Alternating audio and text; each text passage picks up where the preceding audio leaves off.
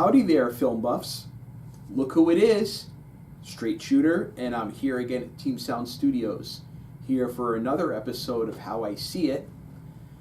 And my review will have spoilers, as it always does.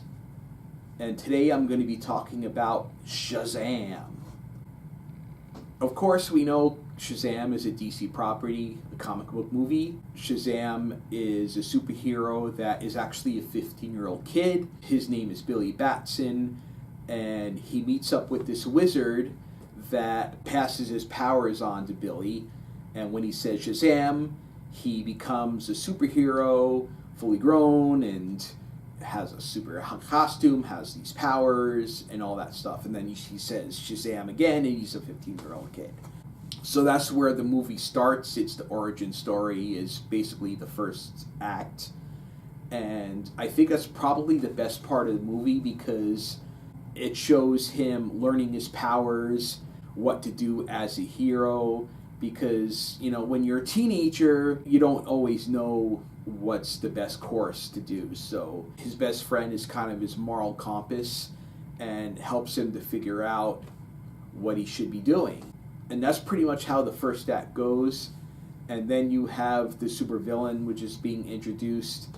And he actually wanted the Shazam powers for himself.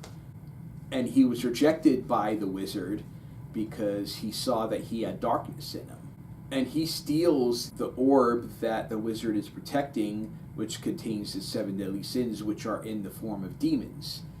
He seeks out Shazam because he wants the power for himself.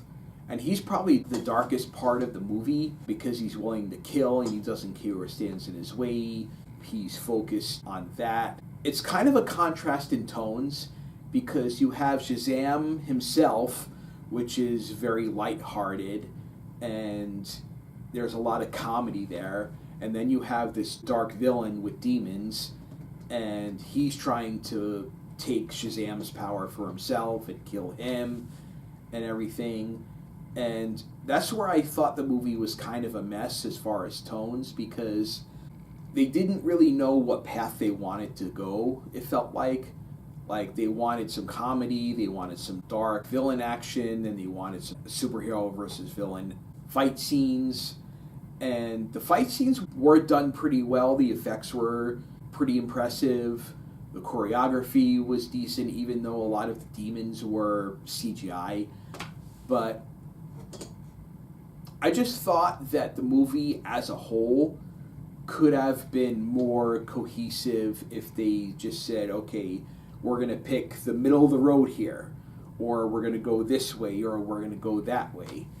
But I thought it was decent. Shazam is played by Zachary Levi, and the main villain is played by Mark Strong, who has been playing villains for a while, and other characters as well. But I think he's one of the standouts as far as acting roles, and I think the kid that plays the young Billy Batson is really good too.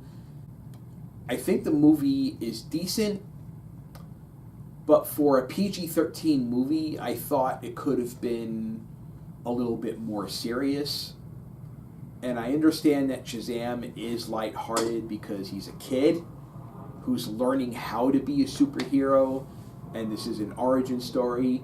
But I guess what I'm looking forward to is maybe a Shazam sequel where the movie takes it more seriously, and it's a little bit more dark, and it's a little bit more grounded. There's more stakes, because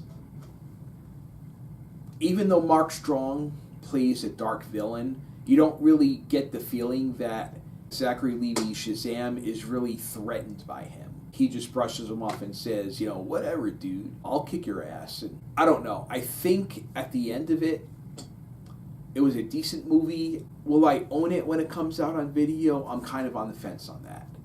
Would I see it again? I don't know if I'd see it again in theaters. I thought it was okay.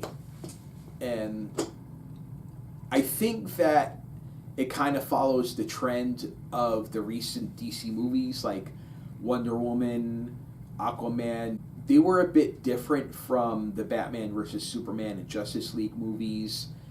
They had a little bit more comedy. They were a little bit lighter. They were brighter. And I think that they're trying to make that more a part of the DC movies because it's working for Marvel, obviously. But I think DC really needs to try to figure things out more and not just throw it on the wall, see what sticks, which is kind of what they're doing because they're saying, oh, Wonder Woman did really good, Aquaman was really good, so Shazam should be like those movies. And what works for one character doesn't always work for another, and you have to have a good balance of elements. I don't think Shazam was a good balance of elements. I thought it felt like watching a scale tip back and forth, you know what I'm saying?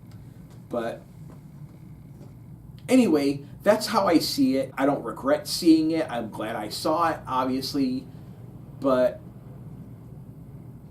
it wasn't one of the better standalone DC movies. Or I should say it wasn't one of the best standalone DC movies. I would probably give it a C+. That's it for this one. Stay tuned because there's more coming your way. See ya!